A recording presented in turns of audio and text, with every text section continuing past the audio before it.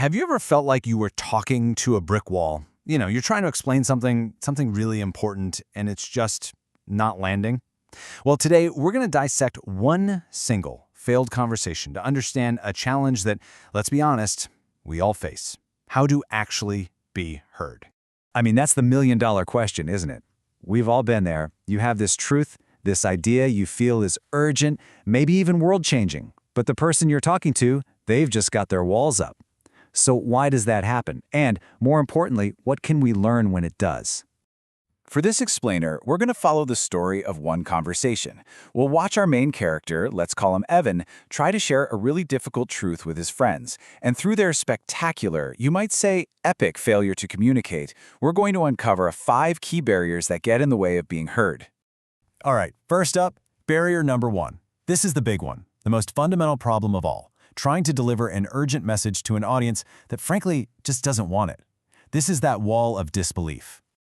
Okay, let's meet the players in this little drama. So you've got Evan, our messenger, and he's convinced he has these urgent answers from what he calls soul school.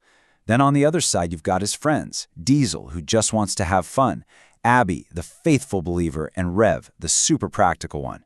You can see the problem right away, can't you? Their core beliefs are in total opposition. They're not just having a chat, they're basically operating in completely different realities. And here's what's really eating at Evan. He's not just trying to teach them something new. He's actually trying to unteach them. He has to completely dismantle their existing beliefs, the things they hold dear, before he can even start to make his point. That is a huge, huge ask.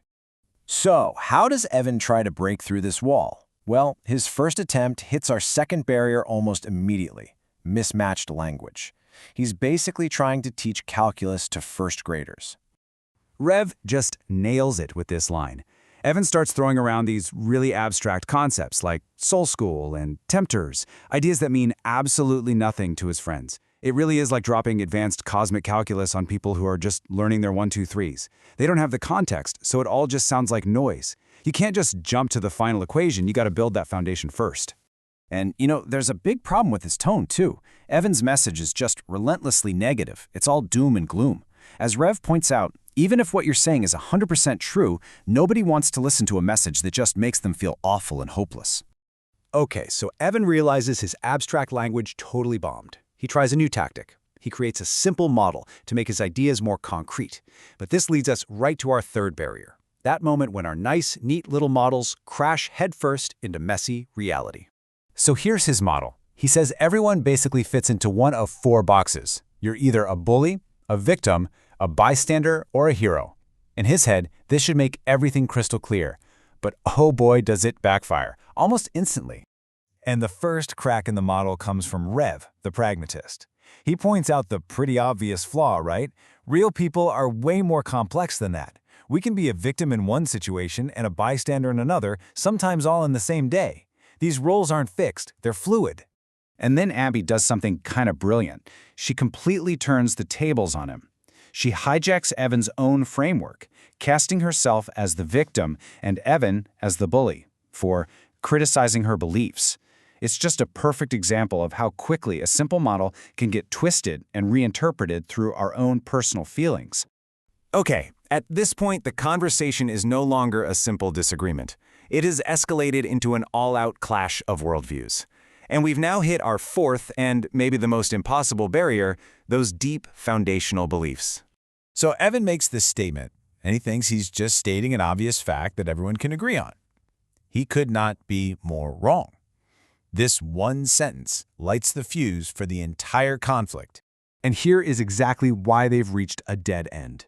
For Evan, he sees a natural hierarchy, right? With human intelligence at the very top. But for Abby, she sees a world where all creation is equal under God. Her view is rooted in faith and justice. His is rooted in logic and hierarchy. They're not just disagreeing on a point, their fundamental starting blocks are on different planets. And you can just feel the passion in Abby's arguments. She connects that one word, superior, directly to real-world consequences, to animal abuse, to injustice, to environmental damage. For her, this is not some abstract philosophical debate. It's a moral one. It's personal. And that brings us to our final and maybe the most profound barrier of them all. Because at this point, it's not about misunderstanding anymore. It's about something way deeper: the conscious, willful choice to not know. Diesel's confession here is just incredibly raw and honest. He's not confused, he's actively choosing ignorance to protect his fun, his fantasies. For him, wisdom feels like a trap. It's something that just gets in the way of enjoying life. Now, Abby's reason is rooted in a fear I think a lot of us can relate to. She avoids these heavy truths to protect her own mental peace. She feels like she can only handle so much bad news, and that digging too deep would just be overwhelming. It's a really powerful form of self-preservation. And finally, Rev, our pragmatist, chooses ignorance simply to avoid dread. Why live in fear of what might be coming down the road? They'd rather just deal with problems when they actually show up than spend today worrying about tomorrow.